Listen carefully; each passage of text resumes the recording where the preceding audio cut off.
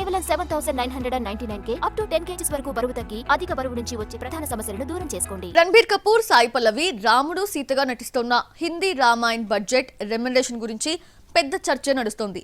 రాముడిగా నటించడానికి రణబీర్ 100 కోట్లు, రావణాసుడిగా నటిస్తున్న యష్ కూడా 100 కోట్లు తీసుకుంటున్నారు అని టాక్. మరి సాయి పల్లవి రెమ్యునరేషన్ ఎంత? What's the story?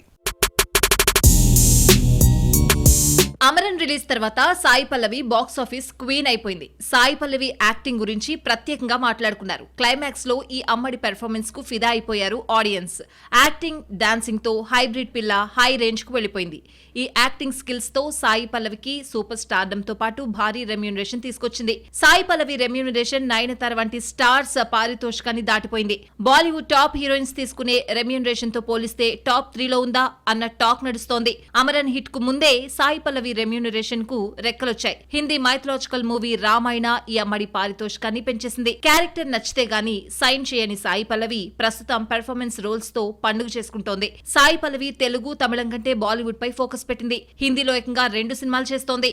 Aamir Khan కొడుకు జునైద్ ఖాన్ తో జతకడుతూ హిందీలోకి అడుగుపెట్టి ప్రతిష్టాత్మక రామాయణంలో సీతగా నటిస్తోంది. దంగల్ తీసిన నితేష్ తివారీ ప్రతిష్టాత్మకంగా తీసుకుని రామాయణ్ తీస్తున్నాడు. సీతగా చాలా మంది పేర్లు బయటకొచ్చినా చివరికి ఈ అరుదైన ఛాన్స్ సాయి పల్లవిని వరించింది. ఇప్పటివరకు సినిమాకు 3 నుంచి 4 కోట్లు తీసుకునే ఈ టాలెంటెడ్ హీరోయిన్ రామాయణం కోసం 12 కోట్లు ఇచ్చారట.